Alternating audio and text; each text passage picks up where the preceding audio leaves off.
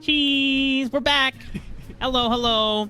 We're getting ready for game 2 between TSM and Cloud9, where Cloud9 won the first game in quite dominating fashion here, if we're going to be honest, Max. There was a few counteracting dives to try and put Darshan behind, but the map advantages that Cloud9 traded for it were so large that by the time that TSM found Cloud9 in fights, Cloud9 were too huge at an advantage. Yeah, I am sensing a fiddlesticks ban for the second game of the day between these two teams, because boy oh boy is that champion terrifying when in the hands of Surenfire. We got to see an in-depth dive at what was going on with his jungle clear, and then from then on out, as he did that perfectly, got all of the camps without taking a little bit of damage, we get to see these crazy team fights from him where he's splitting up everyone on TSM, he's crowd controlling everyone, he's draining all of the health bars, and that's one of the biggest reasons why Cloud9 took a full sweep of the Dragons, and really a full sweep of the entire game, if we're being honest. Yeah, for Cloud9, they will now be on the blue side going into this game too, if I'm not mistaken, as we're not going to see a Fiddlesticks first pick from them, but they are definitely more than happy to take Fiddlesticks in the second or third rotation going into the draft phase if TSM show their hand and lock in the Diana for themselves, or another AP jungler that takes a while to get to level 6. But if TSM are on red side, I imagine that some of the ban priorities might shift as well here, Smacks. But before we get ready for Game 2 between Cloud9 and TSM, I do want to bring to attention that on the other stream for twitch.tv/NerdStreetLLL, Cubby and Kangas just commentated the first match where FlyQuest Academy won in dominating fashion. Max, correct me if I'm wrong, It was a 24-minute victory. Yeah, even faster than that for FlyQuest, and that does lock them in for first place. So FlyQuest have dodged out on all of the tiebreaker implications, and I also hear from Twitter that NXI just broke the record for most kills in the Academy Summer Split, so congratulations to him right there, coming back from the LCS roster, and yeah, FlyQuest first place, very well deserved. Man, good stuff, NXI. Just coming from the semi-pro scene, watching NXI first sub in for 100 Thieves next, as Kenvi and Tenacity were locked in for the Academy split in 2020 summer, and us thinking, who's this guy? You know, how can you replace Kenvi? He's only been competing for a year. Yeah, under a year. He has already made such huge waves in both LCS and Academy. Scouting Grounds MVP, by the way, for 2020 as well from Team Ocean. And NXI getting some time on the LCS stage as well, as like you mentioned, and they've had successful weeks, a 3-0 on their debut week, taking down Cloud9 in one of their games as well. So NXI having a hell of a year after just being super, barely even semi-pro, you know, towards the end of Scouting Grounds regular summer season before going into the Faces Scouting Grounds finals and the playoffs, eventually coming out as the second team, second to Anu from 100 Thieves next. But now, yeah, just a little NXI celebration. You know, we love you, buddy, and, you know, very, very much well-deserved. And we hope to see your continued growth and also, you know, going over to FlyQuest. But for this series, Cloud9 and TSM, as we said before, Cloud9 have locked themselves within the top 6 for sure. We don't know which seed is going to be yet, but they don't have to worry about being the 7th seed and going to the Unified Grand Prix. They will guarantee themselves to Academy playoffs and to Proving Grounds in September. TSM, though, they need to win at least one game to potentially bring themselves to a tiebreaker to Immortals or keep themselves ahead. Also, their standings is affected by Immortal Series after this one, which will be against Team Liquid. Yeah, we still have a lot of games left today that have so much meaning behind them, but the big thing for TSM is at least trying to get one win left out of this series. They took a pretty devastating loss in the first one. It was pretty rough for them. A lot of their plays that they went for were just on Darshan or just straight up did not work after that. So we're looking at TSM as trying to find some way to get back into the series and some way to get that little bit of an extra edge against Immortals, who they have to sit and wait a little bit anxiously later on to see if they actually will have a tiebreaker or maybe if they are just eliminated after the fact. So Lots of interesting things going on. Also, in the other stream, as we mentioned before, FlyQuest just took a win, but their opponents are Evil Geniuses, who are still trying to get into that playoff picture too. So, very, very tense situation for all of our games going on. Be sure to check out all of them at the same time, as the results are going to be pouring in all throughout the day. But getting back to the second game that we've got, TSM going to be switching sides over to the red, and that does give them a counter pick opportunity, but they can't first pick their jungler. That is correct. They will no longer be on the blue side. And for TSM, it does open up the opportunity to get two powerful picks in response. I think some of the things that did lead to TSM's inability to be able to make as many proactive plays early on is the fact that Takeover didn't actually get out of lane as much. Copy on the set was winning the matchup in the set versus Sylas, and I think that is going to be one of the places that you have to attack in terms of the draft, ensuring that assuming Takeover is the mid laner they go with in the second game of this series, Takeover needs to be given a champion that will guarantee to have push and agency in the lane so that he can move with Hyper when he looks to make aggressive plays on the map.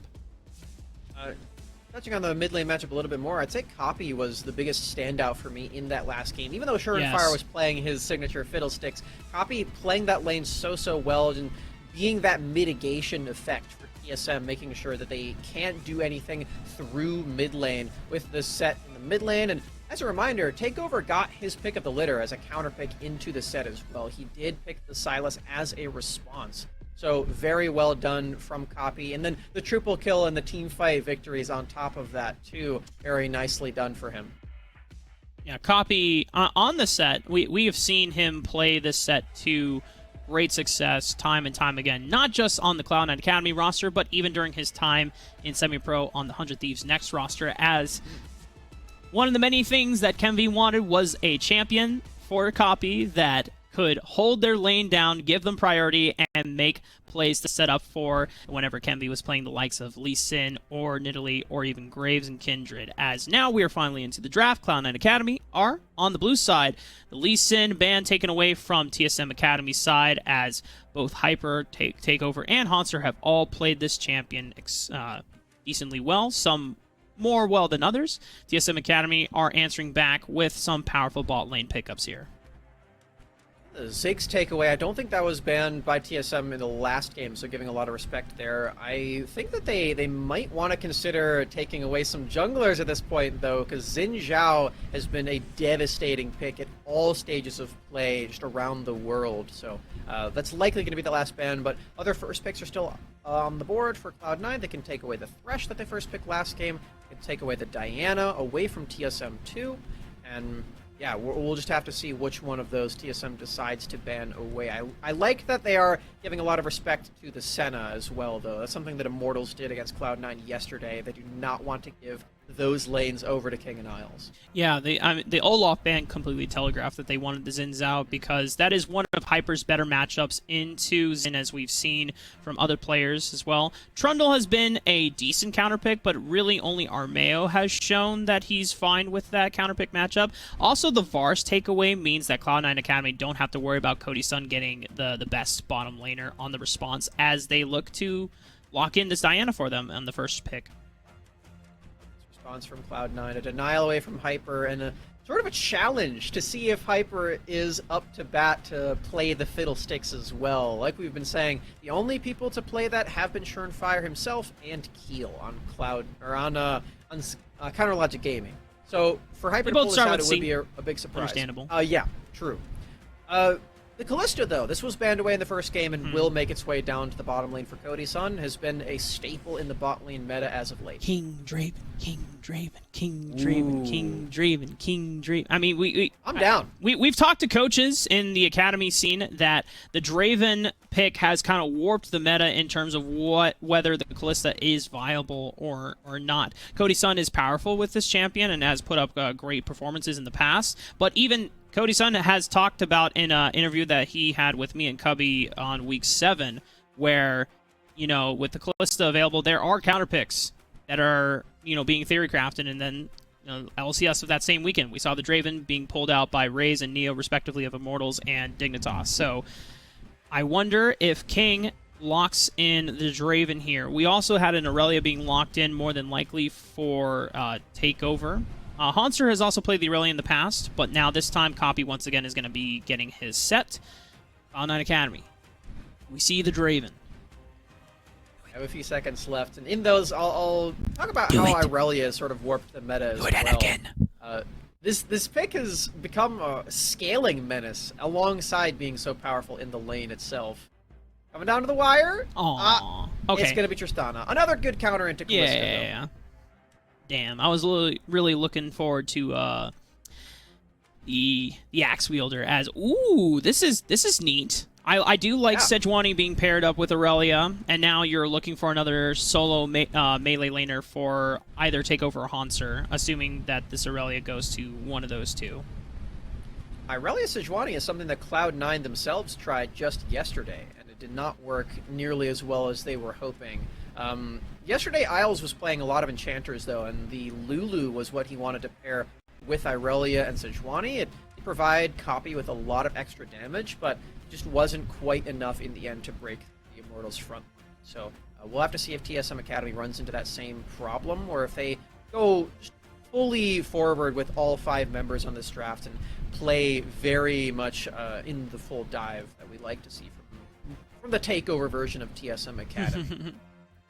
And as you said before, Smacks, whenever you lock in Diana, your main direction is forward. You do have counter engage ability with Moonfall if TSM are the ones to make the first move, but this time Cloud9 Academy have ways to disengage and stop the fight from continuing. You have Tristana with the Buster Shot, and Copy, assuming if this is the set for him, can always use the Showstopper to take a diver out of the fight and away from the backline. TSM want to continue with the flexibility, though, of whether they want to stop fights from happening or make the fights happen themselves and counter-engage, thanks to the Alistar. And this is a great combo with that Fate's Call as well, as you can just get multiple knockups and re-engages here. Not only is this very good with the Callisto, but I feel like Cloud9 is really disrespecting Yerson by not banning it away. This is his most comfortable champion all throughout this past split, has had some of the craziest pop-off moments from the support position on this very champion. And this is in a pool of supports with people like Isles, like Ayla, like Poom, who are also finding these crazy pop-off moments too.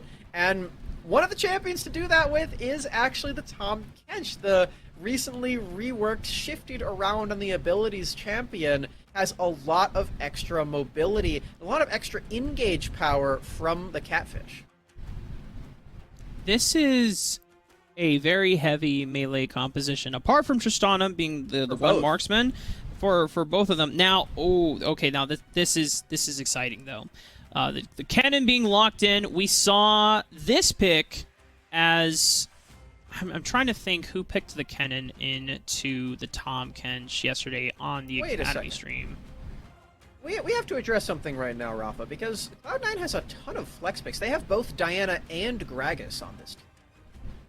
I feel like this is Gragas support, actually, as a response to the Alistar. I was thinking that it might be Tahm Kench, but no. It is going to be Tahm Kench going up to the top lane. I mean, come on. Have you seen how disgusting Tahm Kench top lane is recently, Smacks? I have, but I was excited for support, but no, it's going top. Well, then where is the Grog? Like we it's not that we haven't seen Gragas top lane before. I mean, but that's Wild Rift Gragas right now, Smacks. I mean, that's true. In Wild Rift, Gragas top lane actually is pretty schnasty. But Tahm Kench top is the sauce at the moment, as if you saw yesterday's series of TSM against Golden Guardians, even though they won the first game, there was a dive attempt from TSM where they sent 3 members against Niles, this is Tahm Kench, and he was able to pull off 3 gray health shields in the span of, what, it was like 7-10 seconds in the dive, and he thwarted the dive, took Hyper down with him as well. So, I mean, the Tahm Kench is pretty schnasty. And for TSM, I like this Kennen pick because they were lacking severely on magic damage, and this gives them not only engage potential if Hanser finds powerful flanks with the teleport in the later parts of the game, but you also have more counter engage potential as well, because Cloud9 understandably want to go into you, and you have all these melees. Kennen, who just got buffed on this patch as well, is going to be thriving in that scenario when it comes. I like the Kennen as well. If this was Counter Logic Gaming, then that pick would have been Lily atop. Yeah. I don't know if you saw that game yesterday. What? Yeah. Oh, that was very that's fun. so cool, man. They had that counter pick into the Tom Kent. She was very, very nice. I was flying back from Boston after doing EGL, so I didn't get a chance. I was trying to speedrun all the VODs last night and today, and I didn't get a chance to see the CLG game. So now I have something to look forward to as we are in game. Darshan getting some vision down onto the red buff for Hyper as Hanser answers back with a ward of his own.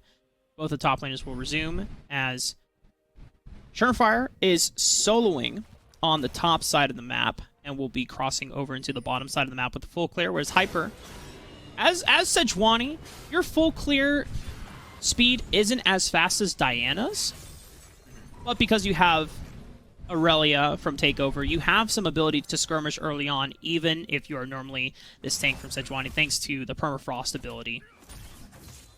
See that Hyper's able to take down the single target camps a little bit quicker, but when it comes to the AoE camps like the Raptors and the Krugs, it definitely starts to lag a little bit behind. So for Hyper, after he's done with these Wolves, we'll see if he wants to go for any early aggressive ganks. Isn't really something that Sejuani is super well known for, but when you have these melee champions like the Alistar and like the Aurelia specifically, you can start to open that one up. And just like Game 1, Copy is really heavily pushing Takeover in, trying to pressure him as much as possible, and it's working. Holy moly. Copy getting so much damage down on the Takeover. He's already used the first pod as well. Thanks to the level up, he's going to go back up to 250 HP, but already he's probably calling over Hyper because Copy is way overextended, looking for the flawless duet, waiting for Copy to birth flash potentially as Copy, great patience, waits at the very last second before the flawless duet comes out, has to burn the flash, but will keep his life alive. As we got another response, Yurson, but Grog's counterpicks, Max, I think you know about this more than anyone else from the side of the Academy caster set. Oh, absolutely. Gragas in this bottom lane is so strong with the body slam at mitigating the engaged supports. Think about Rel when she was in the meta. That's when Gragas really started to take hold in this bot lane scenario, and Alistar is much the same. For Yurson, he really does need to go in with both of his spells to get anything done against Isles, but with that body slam, after the flash pulverize did come through, there's no way for Yurson to go for anything else. He has a nice displacement, has a nice stun, and for Isles too, playing this champion, it's not only good at level 2 with the body slam, it's really powerful with the cask later on at displacing any engage that TSM wants to go for, especially when it comes down to things like the slicing maelstrom from Kennen later. It's also great at picks if you are pinpoint accuracy. Oh, wow. Oh my god, King! Oh, sick. That was really sick. Now, for King, if I'm in that situation and I'm with my duo lane, shout out to Alec Battery, and I'm the Gragas, I'm like, you didn't trust me? I could have body slammed that. Like, no, man. That's an Alistar. I'm flashing out. So, for Isles, I'm feeling a little bit betrayed if that's me, but for King, definitely nice on the mechanics. Very safe to do so. Now, it is nice for King that he gets out alive, but it's not so nice that the wave was frozen momentarily outside of TSM's tower.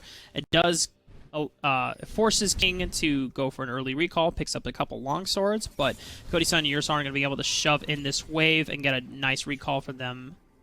And with a 10 CS lead, I imagine that should be maybe a Vamp Scepter or the recurve bow off. Oh no, it's actually just a couple long swords for them as well. So it's not as huge as a lead as I thought it was going to be in the bottom lane.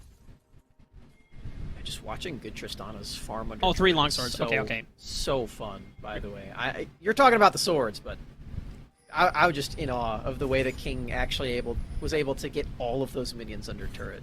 That was really, really well done. Very satisfying stuff. And for Cloud9, they're going to need to keep the pedal to the metal against TSM, mostly for the sake of Immortals. Like, Immortals is definitely cheering for Cloud9 in this game. They really want TSM to lose both of these games, but for Cloud9, their seeding is still on the line. They want to get a little bit higher up in those standings. It's going to help them out tremendously when it comes to the playoffs.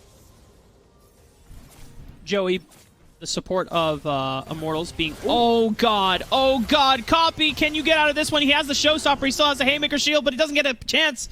Pop it off in time. First blood goes over to Takeover. Really nice punish. making sure that they get a gank in while Copy's flash is down. Just the pressure that was exuding from Hyper and Takeover early on, bleeding over until now, where Yursan, on his comfort pick in the Alistar, is able to make an excellent roam. And Copy actually was really close to getting out because Set is just so difficult to break, but in the end, it is still TSM finding a great play in the mid lane, and freeing up Takeover as well is going to mean a lot later.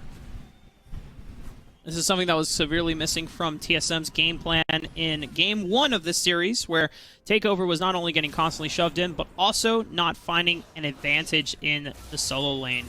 As usually, we've seen Takeover success come from pure laning dominance, and then being able to translate that success into his ability to roam and enable Hyper on the map. But considering that Hyper is playing Sejuani, this is not necessarily a pick that we would associate Hyper with to begin with. Normally, it's things like the Lee Sin, the Xin Zhao, and the Olaf. Much more aggressive, much more invested into damage for himself.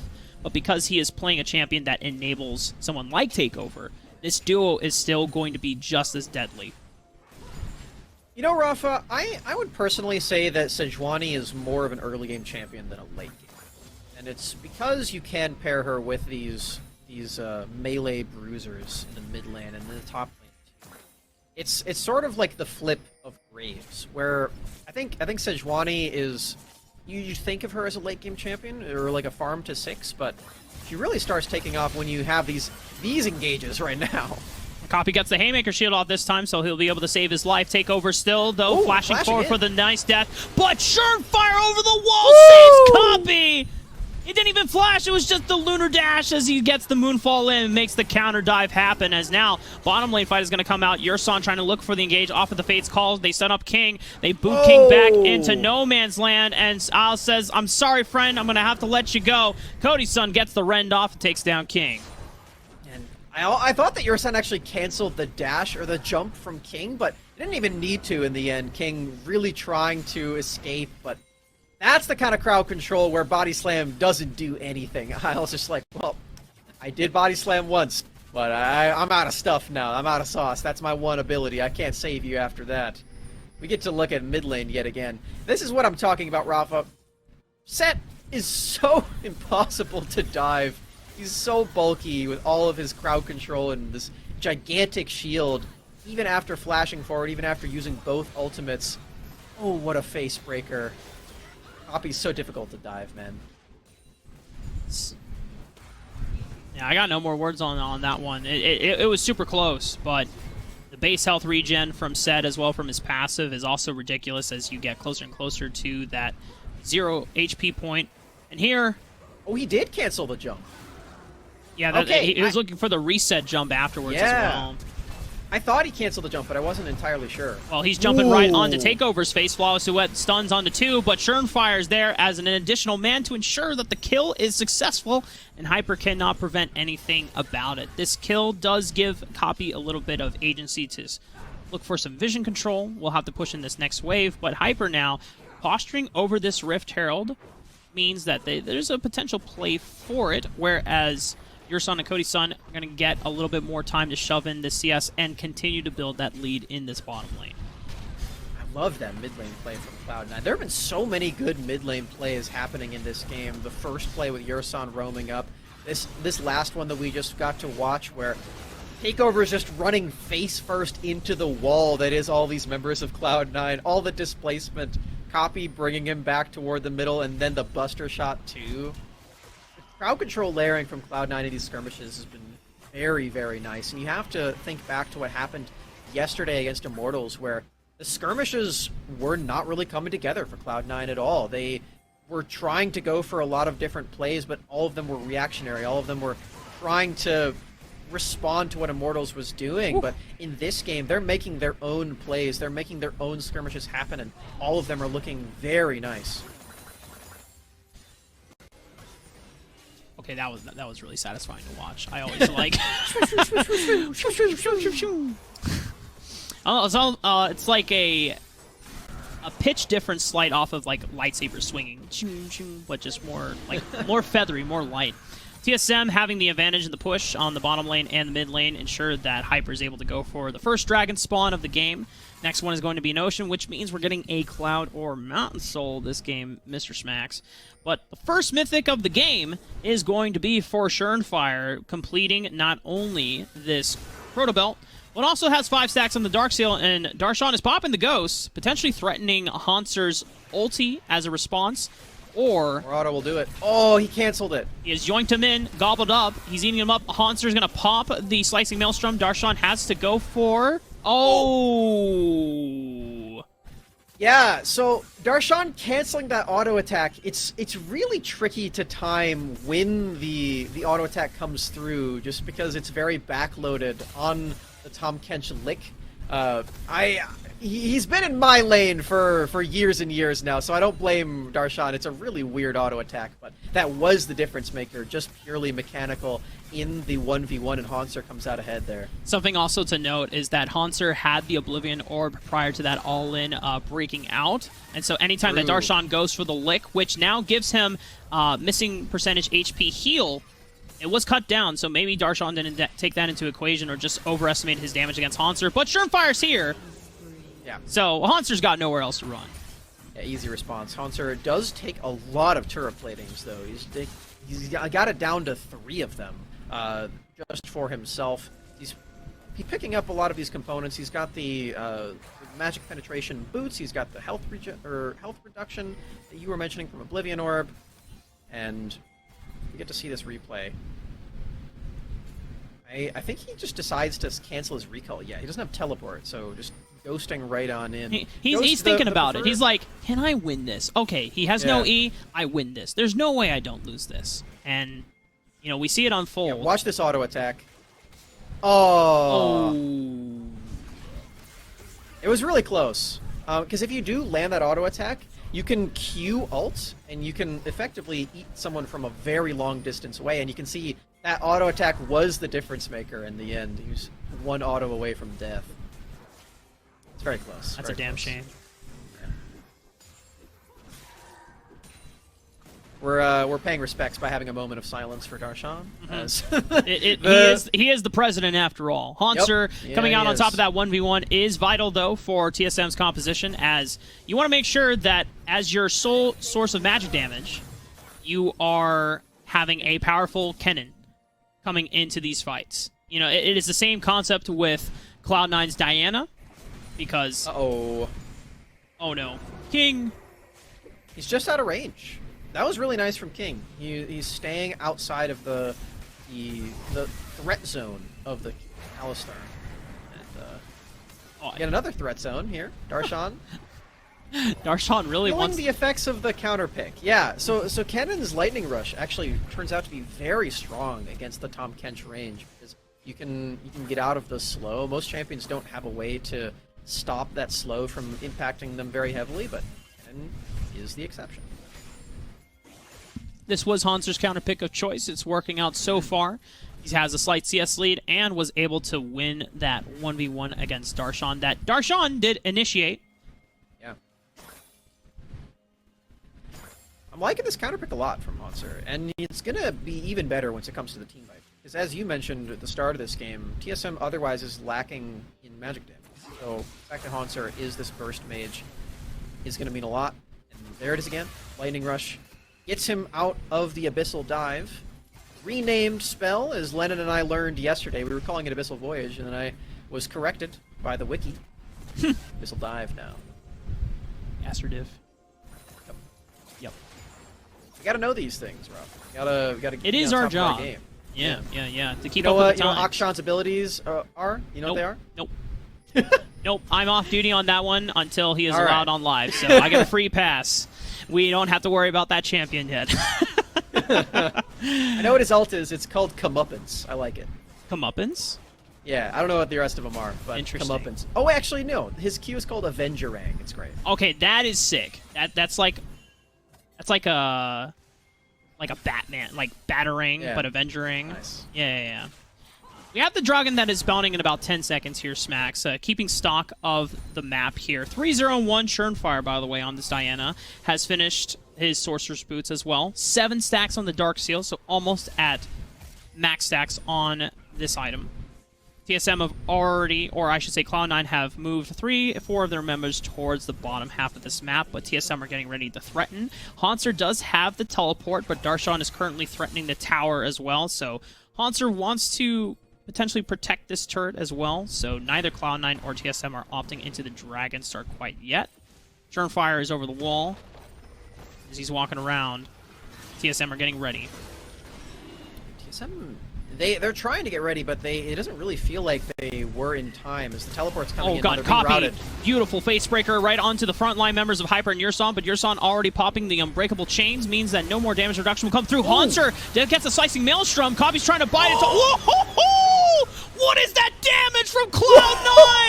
TSM thought they had the flank with the cannon. There's another jump. Copy's set, turns it all around, and puts it right back in their winning favor. The Abyssal Dive lands a knockup on the Cody-san, but Darshan might have to prop the Great Health Shield. Oh god, Cody-san is a little too strong, but the overall fight does go over to Cloud9. Kallista's still spooky, and that's the only reason that TSM didn't get completely aced on the play. I was trying to mention it before, but TSM just did not have any reason to be right there. They were trying to go very tunnel vision on mid lane and around this dragon to try to get the second Drake, but the setup was just not there. Look at where the minion waves are on the mini-map. You can see that Hauntzer was just trying to fix that top wave. The bot wave is still not very good for TSM, and they're losing everything on the map at the same time as they're losing out on this fight. Hauntzer does get completely stifled by Copy, and Copy's just having an amazing day on this set. 2 games on it in a row. His team fights have been flawless. I'm just taking appreciation of how much true damage came through on that Haymaker, because it's not an easy ability to land when you're going for that narrow cone, but the setup and the synergy from Cloud9, I mean, their series yesterday against Immortals was a devastating 0-2 from what I caught glimpses of on the plane ride back to Utah. And for Cloud9 to bounce back in this fashion is so nice to see if you are a Cloud9 fan. 5-0-3 for Surenfire on this Diana. Got the ego book. Yep. He's stacking it up. He's feeling himself, man. He's got the full bounty over his head, too. This is a great day for Surenfire. He's gotten to play his favorite fiddlesticks. Got this Diana now, too, a very powerful champion. And Cloud9 up 6k in this game. It's feeling like TSM are in very dire straits now. Again, the stakes for TSM are very high, as Yurson's trying to make something happen. Okay. Flash for flash. Isles will have to burn his summoner spell in exchange for Yurson's to get out of harm's way. Darshan not popping the ghost quite yet, but he's still on the chase. Hyper potentially looking for a re-engage. There's no objectives on the table for Cloud9 to potentially trade for, so it's fine for Hyper to be protecting his favorite electric rat on the bottom half of the map. You just call Kennen a rat? Yeah, it's Pikachu, dude. I mean, what else? Like, I know it's a Yordle. Pikachu is a mouse! Yeah, and what is... Kennen's a Yordle. It's rats? It's... It's Pikachu, man. Come on. Okay. He's Super Kennen, man. You're disrespecting the name. But anyway, he's doing a great job of defending Hauntzer, who still is in this counter matchup. He still has been able to get a huge advantage in the lane, but we see that the team fights haven't quite been as powerful for Hauntzer, and for TSM, the way that they attack these team fights would usually be teleport flank with a slicing maelstrom, but Copy saving his showstopper again, then you gotta go for plays like these. Isles not having flash from before means that he is an easy target for picking, but the ignite is not going to be enough as he'll be able to make it out alive. Darshan doesn't have flash though because he ran teleport and goes, but a beautiful re-engage from Surenfire might be able to turn things around. Slicing Maelstrom is going to keep Cloud9 at bay. Haymaker is right on the money against Cody-san, and he's taken down. Without Cody-san, without takeover, there's no more damage in the tank for TSM to be able to continue the fight, and King is just having a field day, rocket jumping all over TSM for the triple. It's a repeat of last game, Rafa. TSM cannot find a single kill in any of these team fights. Cloud9 just way too strong, way too skilled at this aspect of the game. They're going to get a 21-minute inhibitor turret. Shelly's still alive, might get another charge off. There it goes. Man, Cloud9's team fighting really coming in clutch for them when they need it the most. They've already qualified for playoffs, but a win's another win for them, bringing themselves up to 20 if they can keep the steep momentum going. And just taking a look back at this fight as well, you know, you have to give credit to Yurson because he is finding all the picks so well for TSM to play off of, but the follow-up is just... It's not enough, unfortunately, because they're so far behind. Look at Schernfire, man. Yurson actually has a really nice headbutt to get the damage of Moonfall out of his team, but the crowd control damage has already been done, and everybody else on Cloud9 is hurting so hard. I also really like that Darshan saves his Devourer on the defense, just to save his teammate there. It does provide another form of utility now. Gives your teammate a shield when you activate it on them, and you can dash away with your Abyssal Dive too. So they've increased the power of that ability, as it is an ultimate now, so wanting to make it feel ultimate in its cast. Cloud9 just can do no wrong in these team fights, it feels like. Yeah, with an 8,000 gold lead from Cloud9 at this point in the game, you have multiple stacks on Schernfire, if I can read correctly, as it is a very small number. 18. I'm like literally 2 inches away from my screen. My eyes were nerfed at the early age of 5, thanks to too much Age of Empires 2 on a Dell laptop. So that's why I have glasses. But for Cloud, I was still an infant then. Jesus, you're so young, Smax. Don't make me feel old, man.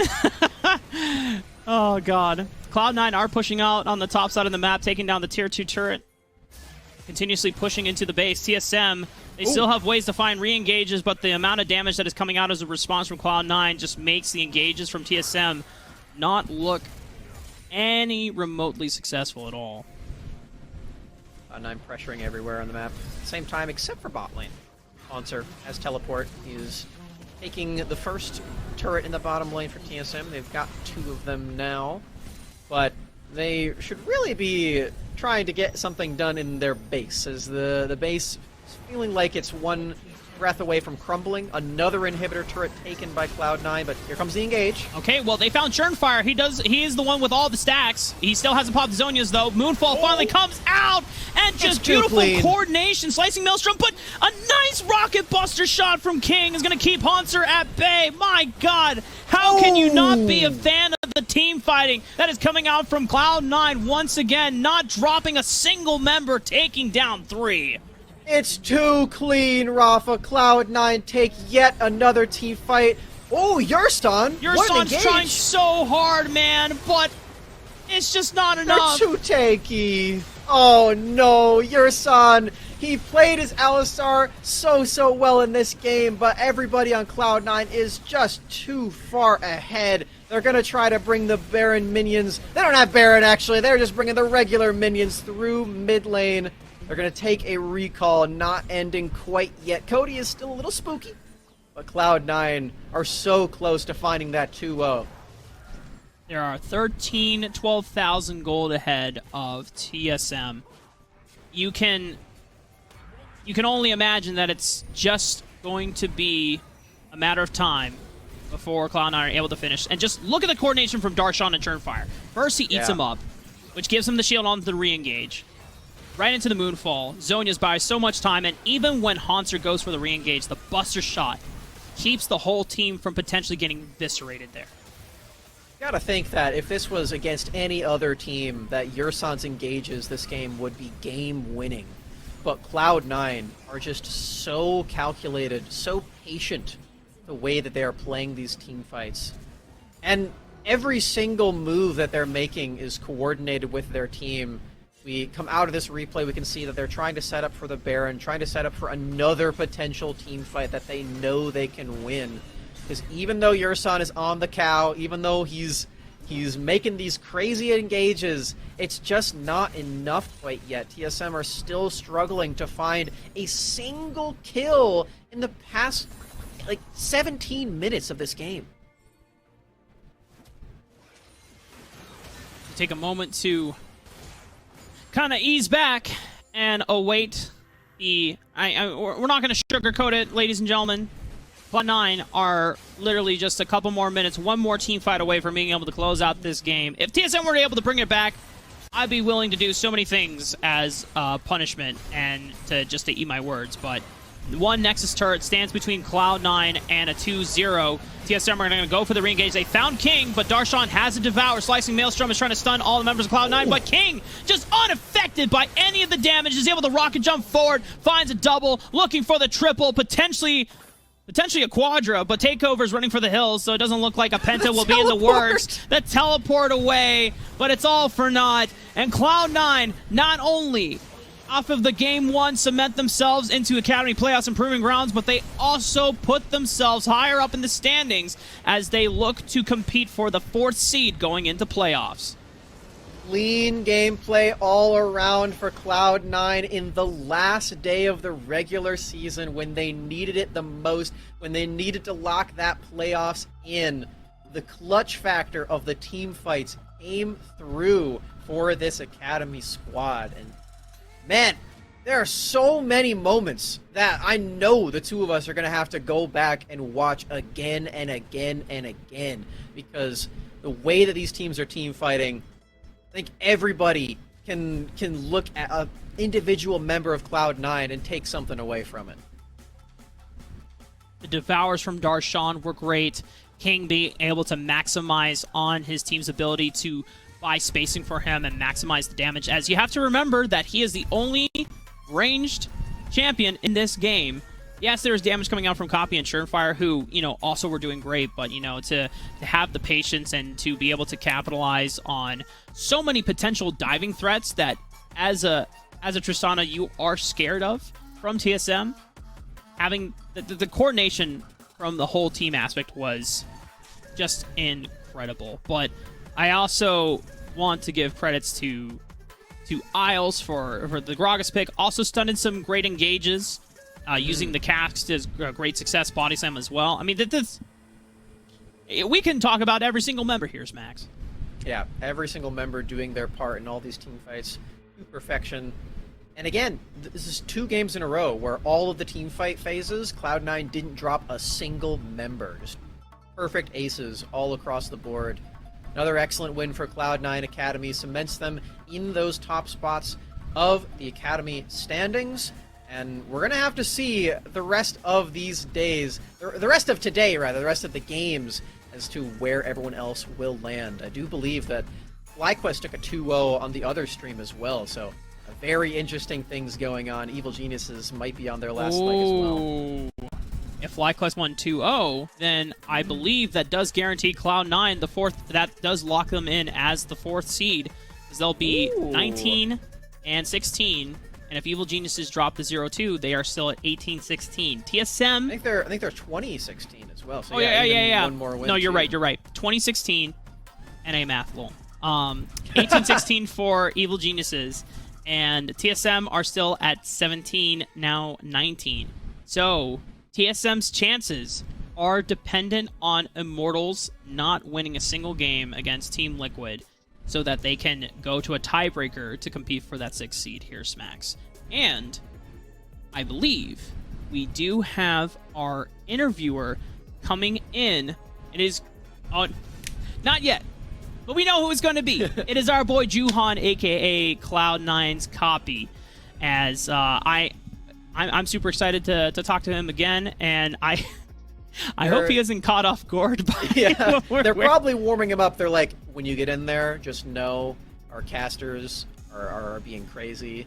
Their names are wrong. They've got these onesies on. We don't know what they're doing. We're going to have a talk with them later, but just do the interview. Pretend it's not happening. Yeah. All right. Well, copy that is ready. Hey, Juhan. How's it going? Whoa. I guess I didn't get the costume memo. Yeah. Sorry, man. We would have told you earlier, but it was a surprise. All good. Looking good, guys. Thank you. Dude, your set was looking clean, man. 2 games back to back. The haymakers there. Ooh, that was spicy stuff. My first question to you was, normally Takeover is someone that a lot of mid laners, both in semi-pro and in academy, have been giving a lot of praise to. What was your experience like in the laning phases that you had against him today?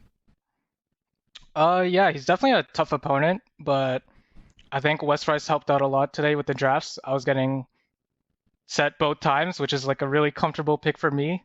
And the guys over here, they call me the CEO set, and it's like a really comfortable pick for me. So, yeah, props to West.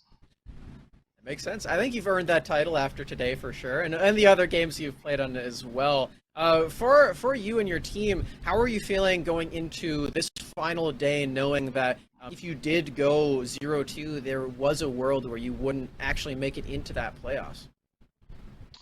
Yeah, none of us really talked about it publicly, but it was always like looming in the back of my mind. So I definitely put in like 110% today just to make sure that we have a postseason. And yeah, I'm glad we pulled it off. Yeah, well, I mean, it is a huge relief that can be lifted off your shoulders now that you don't have to compete at UGP, and now you're looking forward to the Academy playoffs, which will begin next Thursday.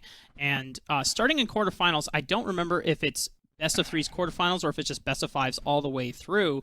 But what is something that you're looking forward to either showing or building upon in a best of 5 series versus best of 2? Yeah, so this is gonna be my first playoffs, like after a regular season. So I'm just looking forward to our team being able to adapt well throughout the series. And honestly, we kind of suck right now, so we gotta improve on a lot of things. So we're just gonna practice hard and just hope to win it all, because there's a lot of good teams this season. So we gotta keep up. I mean, if those team fights were you guys sucking, then I'm very excited to see what the more polish is going to be like. True. I have a question about Tahm Kench. So we saw Darshan play that up in the top lane. We've seen it played in a bunch of different roles. I want to know what your take is on it in your role in mid lane, and if we'll be seeing it from you there in the playoffs. Yeah, I think Ablaze Olive was the person who pulled out the Tahm Kench mid. Mm-hmm. It just seems really annoying. It's just this brick that has a ton of health, and his Q has a lot of base damage, so it can actually lane properly. It just seems like a really durable frontline champ, but it doesn't offer that much damage, so it's just like a peel back champ. I could see the uses of it mid, but I haven't been practicing it, so maybe I could right now, and I'll just pull it off later in the playoffs. Okay. Something to look forward to. As before we let you go, Copy, any other shout-outs you would like to give? Shout out to everyone at C9. Shout out to the coaches, West, Max, and Vigard. They've been helping me out a lot. Shout out to the team. I think we're really set up to win it all, including playoffs and proving grounds, so we'll see. Awesome stuff. All right, Juhan, congratulations again, and we will see you next Thursday, buddy. Thanks. All right, and you know, I love the transparency as well. I mean, I almost felt a little bad that he's just like, yeah, we kind of suck right now, so we're just working hard to get better. But you know, that kind of honesty is really heartwarming to see, because him being open about it means that they are fully working hard to ensure that they're going to be the best team. Because then he ends the interview with saying, even though we're not doing well right now, we are going to be the best team on Proving Grounds. And I think that's a really good goal to have. For sure. There's always something to improve on, and I'm glad to hear that they are open to that. And again, congratulations to Cloud9, an amazing 2-0 today. All right. Cloud9, as we have said multiple times, they have locked in their spot for Academy Playoffs and Proving Grounds. They will be locked in as the 4th seed going into the Academy Playoffs. We're going to be taking a break, ladies and gentlemen. When we come back, it will be Team Liquid taking to the field against Immortals Academy. Stay tuned. We'll be right back.